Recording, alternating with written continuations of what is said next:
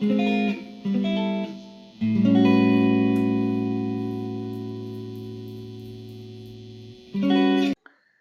everybody, welcome to the Mediocre Cover Band Guitar Guy. How's everybody doing? Gonna try to make this one quick as it's getting late at night here, and this is probably the first one I've done where everybody's home. Weird. Usually people are running errands or whatever when I do these, but I got asked a question today and I thought it might be a little bit important to touch on this one, and simply it was, what do you do in the event that you're suffering pain in your hands?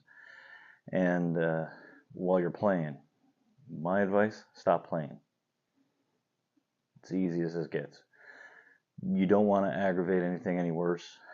Put the guitar down, walk away, rest up, give it a little bit of time, and if it persists, go seek medical treatment, help, whatever. I know it might seem harder this day and age to do so, especially here with the lack of doctors in our healthcare system and whatever. But you also don't want to further aggravate any injuries to your hands, especially your fretting hand. I find that this is the one when I start getting cramped up or start feeling pain. Like lately I've been getting something come through here. I just put the guitar down and walk away and give it some time. And usually it works itself out. I work in a lot of cold temperatures in my lifetime. So I figure I'm riddled with arthritis anyway. So my advice to you, if you're feeling any pain, walk away from the instrument. If you're not already doing so, warm up before you play. Do some exercises. I know they're boring, man. I know, and the most common one is always the 1, 2, 3, 4, 1, 2, 3. You know.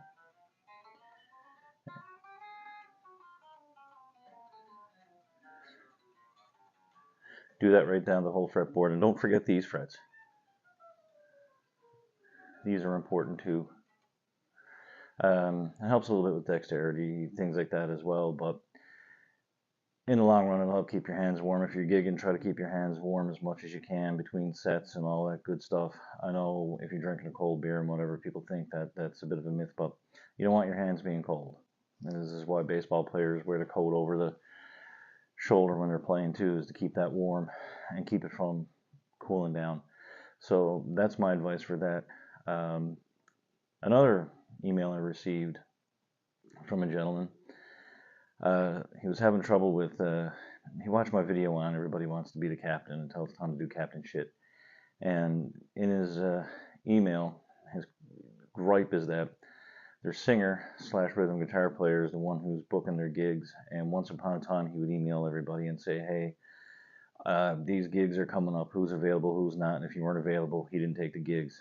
Now it's gone to a point where he just posts the gigs and says, these are the gigs. Can you do them? Can you not? Or do I get a fill-in? And at first I thought that was a little odd until I kept reading through the email. And man, I'm going to say, Norman, man, you're playing in two bands. You joined a second band and you're giving them priority. And you're booked up on certain gigs. And when you're doing that, you're taking money away from the people in the first band that you joined. So maybe the problem might be you, and these guys don't want to lose money, and if they have to work around a busier schedule, they're out money. So if you're booked flat out with your second band, and then gigs pile up for these guys or come along and they can't take them because you're booked with their other band, then they're out money. That's not fair to them. So I would suggest maybe stepping away from the band that you're kind of fucking over. That's my advice on that.